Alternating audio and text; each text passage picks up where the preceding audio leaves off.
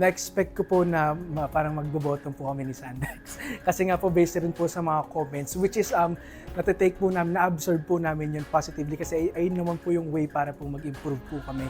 And nung in-expect ko siya, parang sabi namin na may the best man win na lang kung sino yung mas makakapagbigay ng mas maayos sa performance with their notes.